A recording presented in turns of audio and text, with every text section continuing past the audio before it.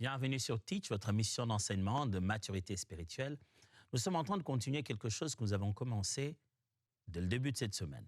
Nous parlons de l'art de commencer avec réussite, de commencer de manière réussie, de bien débuter les choses. En tant qu'enfant de Dieu, nous arrive de commencer des choses, des relations, une nouvelle année, un nouveau boulot, un nouveau travail. Qui voudrait commencer sachant déjà que ça ne va pas marcher? Chacun aimerait mettre, comme on dirait, l'expression humaine, toutes les chances de son côté. Chacun aimerait garantir le parcours dès le démarrage. Et bien sûr, il y a beaucoup de choses qui vont se manifester dans la suite et qui ont commencé dès le début. Après avoir parlé déjà de la place de Dieu comme le commencement et l'alpha, j'aimerais aujourd'hui qu'on parle de ce qu'on appelle la dédicace. Ça signifie quoi? Le fait de pouvoir mettre à part dès le commencement. Vous voulez réussir dans vos entreprises, dans ce que vous êtes en train de commencer, dans une année nouvelle, il est bien d'apprendre ce qu'on appelle la dédicace. Alors, let's teach. Grandissons ensemble.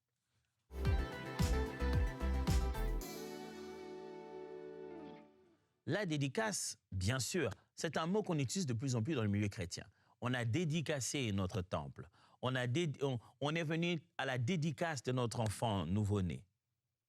Mais il n'y a pas que le temple et il n'y a pas que la dédicace de l'enfant.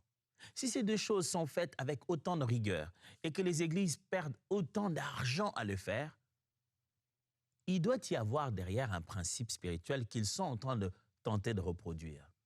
Pourquoi on amène un enfant pour le présenter à l'Éternel dans ses premiers jours? Pourquoi lorsqu'une œuvre de Dieu commence, on vient le présenter à l'Éternel dans ses premiers jours? Et pourquoi alors vous commencerez quelque chose sans le présenter à l'Éternel? Écoutez-moi bien, je n'essaie pas de créer une religion. Je n'ose pas surtout ramener les gens dans la loi et leur donner l'impression que sans dédicace, vous êtes liés, il y a des démons. Non, ce n'est pas de ça que je parle. Je dis que dans la parole de Dieu, nous avons tellement des richesses qu'il ne revient qu'à nous de les utiliser ou non.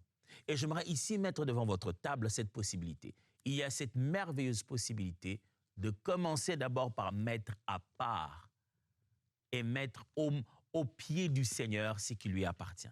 De dédicacer, de donner à Dieu, de mettre à part ce qui commence, de mettre à part cette relation qui commence, de dédicacer ses fiançailles, de dédicacer cette entreprise, de dédicacer cette maison, de dédicacer cette œuvre, de dédicacer cette année, de dédicacer cette nouvelle initiative que vous avez. Laissez-moi lire avec vous une suite des textes bibliques, après quoi je vous montrerai quelques 5 leçons spirituelles importantes qui sont derrière la pensée des dédicacés. Lisons Nombre chapitre 7, versets 1 à 3. Nombre chapitre 7, versets 1 à 3. Lorsque Moïse eut achevé de dresser le tabernacle, il l'oignit et le sanctifia avec tous ses ustensiles, de même que l'autel avec tous ses ustensiles. Il les oignit et les sanctifia.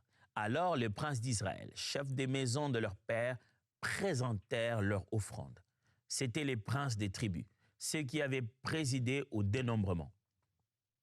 Ils amenèrent leur offrande devant l'Éternel.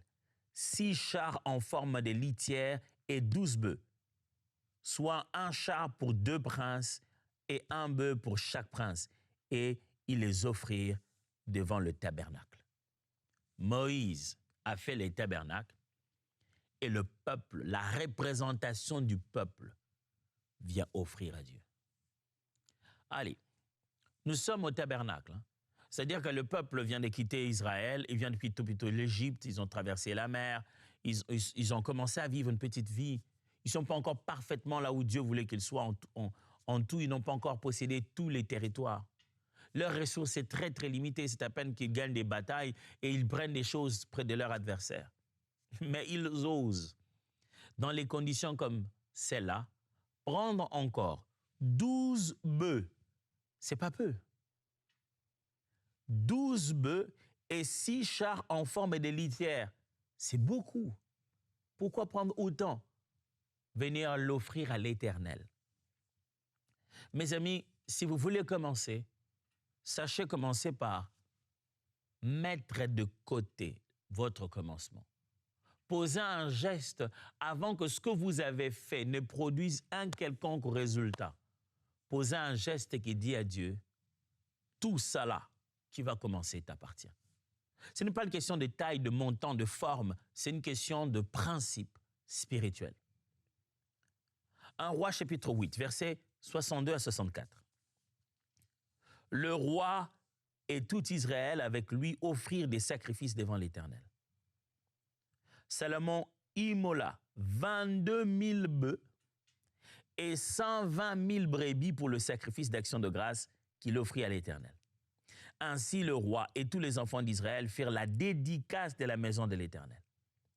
En ce jour, le roi consacra les milieux du parvis qui est devant la maison de l'Éternel, car il offrit là les holocaustes, les offrandes, les graisses, les sacrifices d'action de grâce, parce que l'autel d'airain qui est devant l'Éternel était trop petit pour contenir les holocaustes, les offrandes et les graisses des sacrifices d'action de grâce.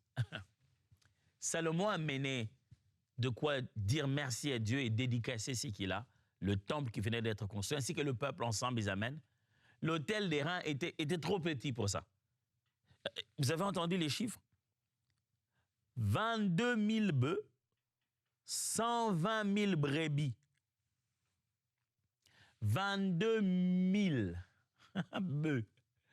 Wow! Ça devait être spectaculaire de voir ce nombre. Pourquoi? Qu'est-ce que le temple en question a fait? Pour que vous puissiez, le temple n'a encore rien fait. On vient de finir cette œuvre, on aimerait que le temple commence son œuvre. Et pour ça, on commence par dire merci à Dieu. Mes amis, il n'y a pas une chose qui touche le cœur de Dieu comme le fait que nous puissions lui dire merci, j'allais presque dire d'avance. Poser un acte de gratitude, de remerciement, de considération, de consécration. Ça signifie qu'on n'a pas juste dit merci à Dieu, on a posé un acte qui signifie, par ce geste posé, je mets toute cette œuvre à part. Ce qui va commencer ne commencera pas comme n'importe quoi. Tu peux mettre ton enfant à part. Tu peux mettre cette relation à part. Tu peux mettre ton entreprise à part. Tu peux mettre ton année à part. Quand tu auras compris l'essence de la dédicace, de la consécration.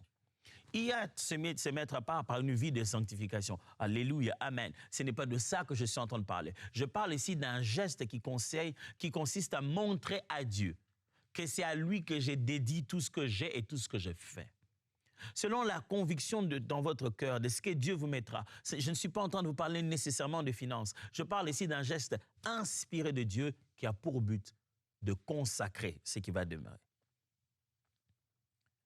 Je vais lire avec vous Néhémie chapitre 12, verset 27. Néhémie 12, 27. Lors de la dédicace des murailles de Jérusalem, on appela les Lévites de tous les lieux où ils demeuraient pour les faire venir à Jérusalem afin de célébrer la dédicace et la fête avec des louanges et des chants au son des cymbales, des luttes et des harpes. Néhémie a travaillé dur. Il a connu toutes sortes de combats. Les gens... Sambala, Tobija, ils ont fini le moment des murailles, le moment de dédier, le moment de la dédicace des murailles. Les murailles sont finies, maintenant on veut dédicacer les murailles. Qu'est-ce qu'on fait? On fait une fête avant la fête. La dédicace, c'est fêter avant d'avoir eu quoi que ce soit. C'est faire une fête en l'honneur de l'Éternel qui a donné. Qu'est-ce qu'on a déjà profité de ce travail? Est-ce qu'on a déjà eu j'ai déjà eu mon premier salaire? Est-ce que quoi que ce soit s'est déjà passé? Non. Avant que quoi que ce soit ne se passe, je fais une fête en l'honneur de l'Éternel. Je ne parle pas d'aller fêter à la manière humaine. Je parle de rendre le louange, la gloire au Seigneur, venir devant lui avec joie et plaisir. Romains 12, 1. Je vous exhorte donc, frères, par les compassions de Dieu, à offrir vos corps comme un sacrifice vivant, saint, agréable, ce qui sera de votre part un culte raisonnable. Paul nous demande dans le livre de Romains de faire plus ou moins ce qu'on faisait dans l'ancien temps ici. On offrait complètement. Il dit cette fois-ci, offrez vos corps aussi. Maintenant, nous, dans la Nouvelle Alliance, nous avons plus d'options d'exprimer notre dédicace que ceux de l'Ancienne Alliance en avaient. Quand vous aurez dit dédicace, et ils auraient pensé tout de suite des brebis, des bœufs, des offrandes matérielles à donner, à brûler, une fête, des trompettes. Nous, on peut aussi faire les trompettes, la fête, chanter, rendre de louanges au Seigneur. Mais nous pouvons aussi offrir nos corps. Ça signifie qu'on peut se décider de dédicacer une année, dédicacer un travail par une discipline corporelle qu'on se sera donné. On se sera donné un jeûne. On se sera donné un temps de silence. On peut le mettre dans le corps pour dédicacer. On dit, j'aimerais dédicacer cette année qui commence, dédicacer cette relation, dédicacer. Pour ça, je mets de côté un temps, je mets de côté des moyens, je mets de côté quelque chose à offrir à Dieu. Si vous le pouvez financièrement, faites-le. Si vous le pouvez matériellement, faites-le. Par-dessus tout, vous pouvez aussi le faire physiquement. L'expression de votre corps, de votre emploi du temps, pour pouvoir dédicacer, par exemple, une nouvelle entreprise que j'ai fait, un nouvel endroit, j'aimerais me donner chaque jour. Je vais passer une semaine de 6h à 7h30. Je viendrai dans ces bureaux avant que qui que ce soit n'entre, rien que pour rendre de louange à Dieu. Je vais donner mon emploi du temps auquel j'ai associé un temps de louange et d'adoration. Je peux aussi dire, à cause de ce que Dieu a fait, je vais prendre le peu de mes économies que j'ai, je vais sortir cette somme, je vais donner. Je n'ai encore rien eu, mais je vais donner parce que je vais commencer avec Dieu. Mes amis, ce sont des vérités éternelles. Qu'est-ce que ça signifie? Ça signifie que ces vérités sont liées à la personne de Dieu et dans les principes qu'il a établis dans l'univers. Ça ne demande pas d'être chrétien pour que ça marche. Ah, absolument pas. C'est là où beaucoup de chrétiens se trompent. Parce qu'ils pensent que ça ne fonctionne que pour les gens qui vont à l'église et qui ont reçu une révélation très élevée. Quelqu'un qui ne connaît pas le Dieu de la Bible avec la même révélation que toi, mais qui a compris qu'avant que je ne commence quoi que ce soit, je dois rendre au Créateur l'expression de ma dédicace en lui disant « tout ça est à toi ». Réaction naturelle, le Seigneur va assurer sa protection, va prendre soin de ça. Qu'ils appellent ça inauguration, qu'ils appellent ça quoi que ce soit, la dédicace est une formule spirituelle. La dédicace est un principe spirituel. Quand je dis principe spirituel, ça veut dire que ce n'est pas seulement applicable aux chrétiens. Et ce n'est pas seulement applicable aux enfants de Dieu et à ceux qui connaissent la révélation de la Bible. C'est applicable comme ça à tout monde spirituel. C'est un principe que Dieu a placé pour le fonctionnement de contact entre le matériel et l'immatériel, le spirituel et le physique. Quelqu'un fait une chose, il va dédicacer ça. Si c'est Satan qui lui a donné, il va dédicacer au diable. Au jour de l'inauguration, vous verrez à qui vont les cérémonies qui sont faites. Pourquoi? Parce que ça s'appelle une dédicace. On rend ça, on consacre ça à l'autorité qui va y régner. Qui est-ce qui va régner dans ta maison? Qui est-ce qui va régner dans ton foyer? Qui est-ce qui va régner dans ton église? Qui est-ce qui va régner dans cette relation? Qui est-ce qui va régner dans cette année? On le saura par ta façon de dédicacer. Voici quelques leçons que j'aimerais partager avec vous, justement, sur cette affaire de dédicace. 5 leçons spirituelles seulement. Premièrement, la propriété change de main. La propriété change de main par la dédicace. Ça signifie ceci, ça signifie que le moment où vous dédicacez, c'est le moment où vous êtes en train de dire « ce que je tiens entre mes mains ne m'appartient pas. Le vrai propriétaire, c'est toi. Tu le donnes à Dieu. Toute ma famille, mon mariage, mon année, mes 12 prochains mois, mon travail, mon entreprise, mon diplôme, ma femme, mes enfants, mon bébé que je viens d'avoir, ce n'est pas à moi.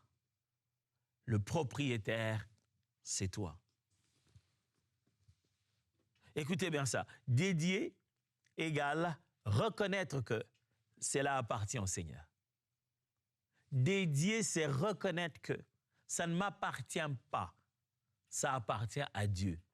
Vous savez, Dieu nous observe beaucoup quand la gloire va entre nos mains. Il nous observe beaucoup. Il regarde si on saura le rendre acquis de droit. Et les serviteurs que Dieu apprécie, que Dieu aime, que Dieu utilise, que Dieu bénit, que Dieu visite, ce sont ceux qui savent rapidement reprendre la gloire, le donner à qui de droit, qui savent rapidement enlever les couronnes et les jeter au sol, les jeter devant le Seigneur. Mon frère, tu veux commencer? Ça va commencer. Finalement, on t'a dit oui, le travail va commencer. Tu as eu le contrat, tu vas démarrer. Au lieu de juste faire une belle fête, ouvrir les champagnes et enivrer tout le monde, appeler des danseurs. Qui t'a donné ça? Au lieu de juste rentrer à la maison et de dire « Oh Seigneur, je te dis merci vraiment, c'était très bien, je t'exprime ma reconnaissance ». La gratitude est une chose, mais c'est bien de placer la gratitude dans la dédicace. Vous avez vu, je lis avec vous plutôt Salomon en train de dédier la maison du Seigneur. Au moment de la dédicace, il a offert des sacrifices d'action de grâce. C'est bien d'exprimer la gratitude dans un contexte de dédicace. Je dis merci en offrant ce temps, ce moment, ce consécration de temps de prière, de jeûne, de louange, ces offrandes que je donne, ce matériel, ce don que je fais à ta gloire. Tu veux bien commencer? Il t'a manqué la dédicace. Cette fois-ci, vaut mieux dédicacer au Seigneur. Oh, ce n'est pas juste demander aux hommes de Dieu de venir prier dans mon bureau. Pasteur, venez prier dans mon bureau, j'ai un nouveau travail. La dédicace, c'est autre chose. Ça signifie que c'est une décision de ton cœur à toi d'offrir à Dieu quelque chose qui vient dans tes matériels, dans tes finances, dans tes biens, dans ton temps, dans tes moments de prière. Comme je vous ai dit tout à l'heure, l'avantage de la Nouvelle Alliance, c'est que nous pouvons offrir nos corps. Nous pouvons offrir pas seulement de nos poches. Et c'est une expression de notre gratitude. Qu'est-ce que tu as mis de côté pour donner à Dieu parce que tu es sur le point de commencer? En disant, j'ai eu ce boulot, voici ma dédicace. Les 7 premiers jours de mon travail, je ne travaillerai pas encore. C'est encore la remise et reprise, je vais prendre les 3 premiers jours. Chaque fois que j'entre dans ce bureau, je ferme. De matin à midi, c'est juste adorer, louer le Seigneur, m'agenouiller, me coucher en même le sol, prier, invoquer la grâce de Dieu. Je vais dédicacer ce bureau pendant 3 jours. Mes amis, nous les chrétiens, on ne fait pas ça. On n'aime pas le faire parce qu'on pense que bon, la grâce elle-même suffit. Dieu nous montre tous les principes spirituels. Quand les non-chrétiens et même les initiés aux pratiques spirituelles négatives le font, obtiennent des résultats, c'est là que nous, on commence à se dire « Ah, mais comment il a fait ça ?» C'est un principe éternel et spirituel. 2. La présence de Dieu est l'atout principal. C'est ça ce que signifie la dédicace. La dédicace signifie « Dieu, je te donne ça parce que je pense que si toi, tu es dans l'affaire, c'est ça ma formule secrète. » Les uns mettront des ingrédients, les autres cacheront leur formule. Les uns auront des stratèges dont ils ne citeront pas le nom. Certains, de nuit, iront voler et chercher des choses. Chacun a sa stratégie cachée, son petit fétiche. Mais moi, je crois que mon atout spécial dans cette affaire, c'est toi. Ce mariage n'est pas parce que je suis beau ou belle. Ce travail n'est pas parce que je suis le plus compétent. Mon atout, ce qui a fait que je sois ce que je suis, ce qui m'a permis d'obtenir ce que j'ai dans mes mains, c'est toi. C'est ça le sens de la dédicace. La présence de Dieu est l'atout principal. Écoutez bien ça. Sans gloire, pas de grâce durable. Si on ne rend pas gloire à Dieu, on ne voit pas comment sa grâce s'expose en nous. Ces deux choses sont tellement liées. La raison pour laquelle la grâce ira justement finissant et qu'il y a un moment où la grâce va s'arrêter, c'est parce que les hommes n'auront pas rendu gloire à Dieu comme il l'attend. Parce que les hommes ne l'auront pas craint, parce que c'est déjà connu, la chute de l'homme. Moins l'homme rend gloire à Dieu, plus la grâce en va disparaître. Pour nous les hommes, elle abonde dans le sens entre péché et grâce. Ce n'est pas pour dire que c'est le péché qui fait abonder la grâce, mais ça veut dire que la grâce de Dieu sera toujours suffisante pour combler et venir en aide dans un monde pécheur. Mais ça signifie ceci, la gloire, ce que j'essaie de vous expliquer ici, c'est que si tu veux bien gérer la grâce, il faut rendre gloire. Rends gloire à Dieu. Dans 1 Roi chapitre 8, le verset 10 à 11, on voit quelque chose qui a lieu là-bas. Au moment où les sacrificateurs sortirent du lieu saint, la nuée remplit la maison. de l'Éternel. Les sacrificateurs ne purent pas y accéder pour faire le service à cause de la nuée, car la gloire de l'Éternel remplissait la maison de l'Éternel. Vous voyez ça? La gloire de l'Éternel remplissait la maison de l'Éternel. Pourquoi? Parce qu'ils avaient joué de musique, ils ont rendu gloire à Dieu, ils ont chanté, ils ont sonné de la trompette. Quand Dieu s'est senti glorifié, il a répandu sa présence. Mes frères et sœurs, on a besoin de la présence de Dieu. Cette année nouvelle, tu as besoin de la présence de Dieu. Ce fiançailles, tu as besoin de la présence de Dieu. Cette nouvelle entreprise, tu as besoin de la présence de Dieu. C'est ces choses nouvelles que tu veux commencer. C'est peut-être pas une chose nouvelle, tu es en train de reprendre, mais pour cette fois-ci. Cette année académique nouvelle, tu as besoin de la présence de Dieu. C'est elle qui sera ton atout. 3. La parole de l'alliance régit la maison. La parole de l'alliance, c'est elle qui régit et qui commande la maison. Au moment de la dédicace, on prononce la parole de l'alliance. La dédicace, ce n'est pas juste faire un geste. C'est qu'autour du geste, il y a une parole prononcée. Et il y a toi qui prononce et il y a Dieu qui prononce. C'est ce qui fait la dédicace. Le voilà, il est à toi. Et le Seigneur qui dit, celui-ci est mon fils bien-aimé. Vous vous souvenez, la fois, on est allé dédicacer Jésus. Waouh, incroyable, hein? L'enfant, on l'amène. Jésus, même Jésus, il n'a pas, le Fils de Dieu, il n'a pas abrogé les principes de la dédicace. Il est arrivé, il fallait qu'on l'amène au temple, le dédicacer. Et qu'est-ce qui se passe? En ce jour-là, l'alliance, les paroles fortes de l'alliance sortent de la bouche de la prophétesse et du prophète. Ils disent les paroles de l'alliance. Le moment de la dédicace, c'est un moment de la déclaration de la parole de l'alliance. Pourquoi? Parce que dédier inclut l'engagement à l'obéissance. Au moment où on vient dédier, dédicacer quelque chose, on dit « je m'engage à obéir. Je m'engage à respecter la parole de cette alliance. » Quelque chose, il y a un lien qui s'est mis là et moi je m'engage à la respecter.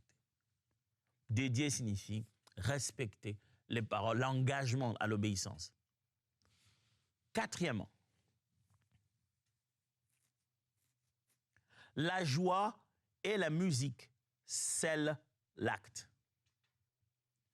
Quand on dédicace, il n'y a pas que les paroles qui sont prononcées. On y met la joie et la louange, la musique à Dieu.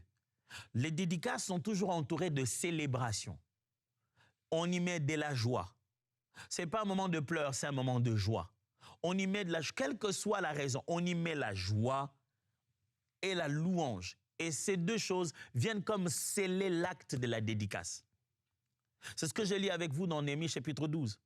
Néhémie chapitre 12, verset 27. Lorsque la dédicace des murailles de Jérusalem, lors de la dédicace, on appela les Lévites et de tous les lieux où ils demeuraient pour faire venir à Jérusalem afin de célébrer la dédicace de l'Éternel avec des louanges et des chants, des cymbales.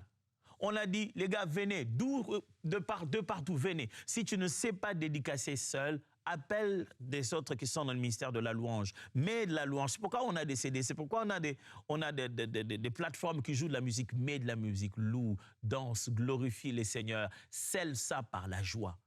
Pasteur, je ne peux pas juste faire une offrande, une enveloppe, je donne à mon pasteur. Ne transformez pas des gestes spirituels bibliques en des actes qui ressemblent à une forme de corruption. Vous ne tentez pas de corrompre Dieu par quelque chose qu'il aimerait que vous lui donnez de manière cachée. Non, c'est un acte spirituel que vous posez vous-même pour votre bien-être par le respect des principes éternels. Finissez ce qui a à finir. Faites l'acte tel qu'il est censé être exécuté. Vous vous souvenez de ce que les serviteurs de Naaman lui ont dit?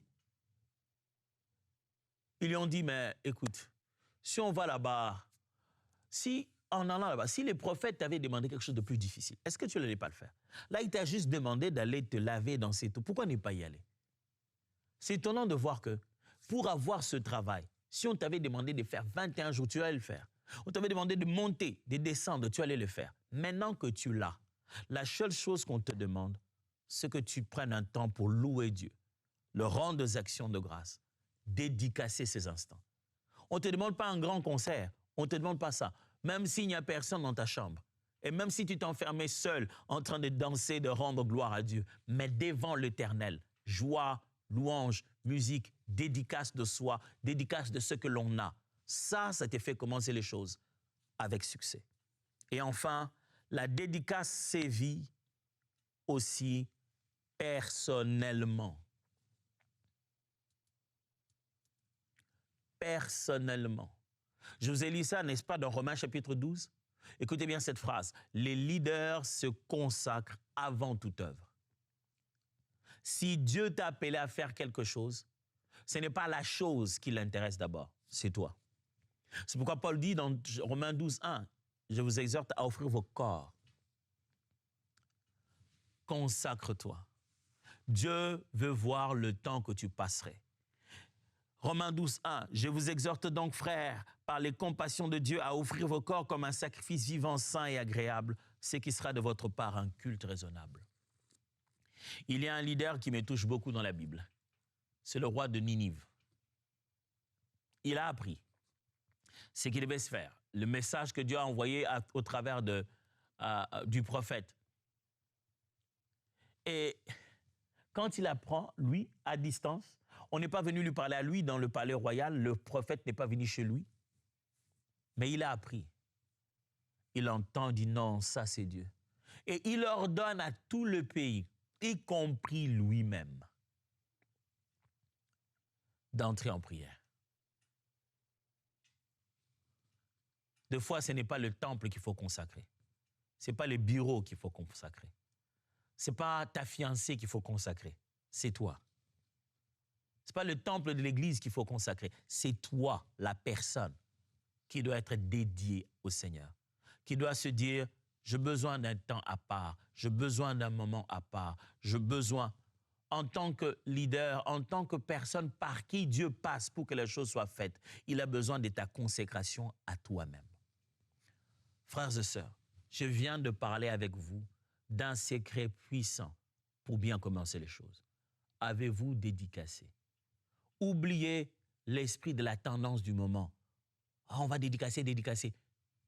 Mes frères, beaucoup de vérités bibliques sont là. À force de les utiliser au jour le jour et la manière dont c'est utilisé, des fois, on a l'impression que ça en perd le sens. Et celui qui veut rester serein dans la parole, rester dans la vérité, quand il a l'impression qu'une chose devient une tendance, il ne veut pas le faire. Mais ce n'est pas parce que les hommes commencent à l'utiliser comme une tendance que c'est faux. La dédicace est biblique, elle est éternelle, elle est liée à la personne de Dieu. Dieu l'a transformée en principe spirituel qui fonctionne comme ça dans tout le monde.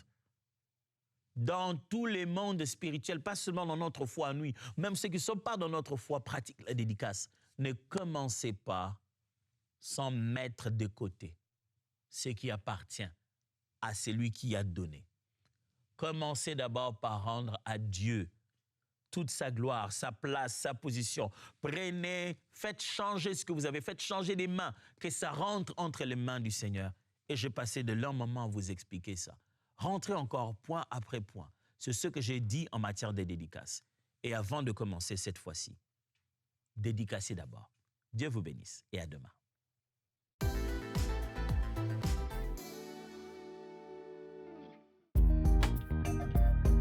Merci à tous nos précieux partenaires grâce auxquels cette émission a pu être réalisée.